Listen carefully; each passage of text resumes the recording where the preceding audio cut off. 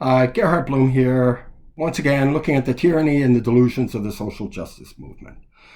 So, are you getting as tired as I am by this ridiculous native land acknowledgement business? And we heat meetings all the time, before they start. We'd like to acknowledge that this land was once held and owned by, and we're all supposed to feel deeply ashamed because we stole the land, right?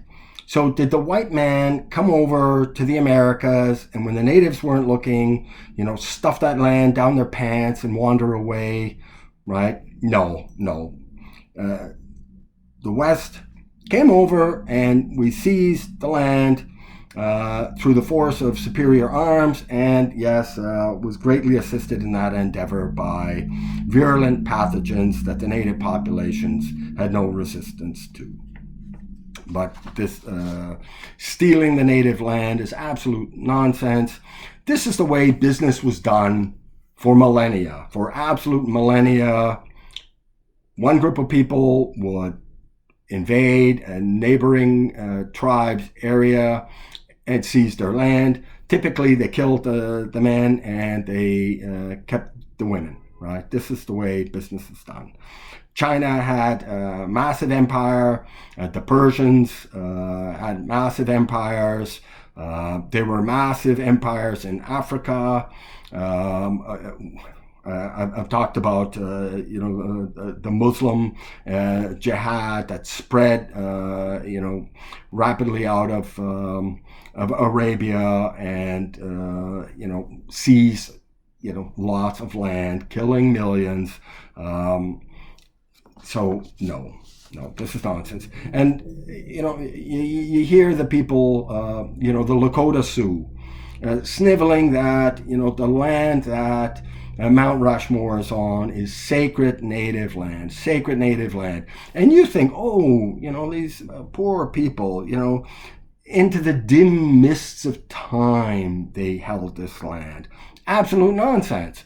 Before being taken over by the West, this land was held, I believe, for 100 years, 150 years, something like that, not into the dim mist of time. And they stole the land or took it through the force of superior arms from a preceding tribe. They, in turn, had seized or stolen that land from yet another tribe. So you find me some piece of dirt that hasn't been contested over. There's an easy solution for people who want to make these land acknowledgements and feel terribly guilty about living on it. Well, you can just leave, right? Find some other place on the globe that's uncontested, and you will have a very, very difficult time. Right? There is not a piece of real estate on this globe that is worth inhabiting that hasn't been contested over violently. This is a fact. Now let's look at the myth of Columbus Day, or as it's being renamed, Indigenous Peoples Day. How sensitive, right? So numerous cities across the U.S.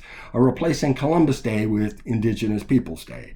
It's widely alleged that Christopher Columbus committed genocide in landing in the New World, right?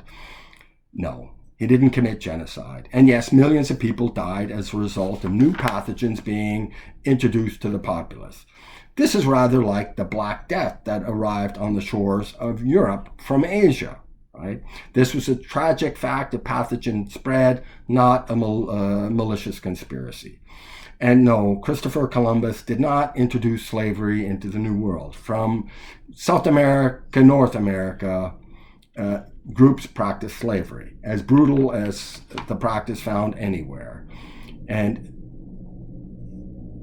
slavery was a near universal human practice, until Britain and the United States ended slavery and ended the global slave trade. First Britain and then the United States helped end the global slave trade. And the Arab world needed some convincing by the force of superior arms, by the way. So, an empire, right? Did Christopher Columbus introduce oppressive empire No. There were tyrannical, extractive empires in pre-Columbian Americas, right? The Incas of Peru, the Aztecs of Mexico had massive empires, and both engaged in human sacrifices, although the Aztecs had a particular enthusiasm for the practice. Thousands upon thousands, hundreds of thousands of men, women, and children were brutally slaughtered yearly in ritualistic homicides. And afterwards, the bodies would be butchered and portions carted off by the audience for eating later, right? And no, it just wasn't their hearts that were cut out and eaten in some ritualistic fashion. No. These body parts were cooked and eaten by the populace. Arms and legs were considered, pretty darn good eating, right? And nor should you imagine that cannibalism was an aberration confined to the Aztecs. No, Caribbean tribes were active and enthusiastic participants of this bit of barbarism. And peaceful natives, right? Do you really think history was a Disney film? Native tribes frolicking playfully with the deer and the antelope? No. Warfare long preceded Columbus and was common throughout the Americas. And now the myth of human populations living in harmonious balance with nature.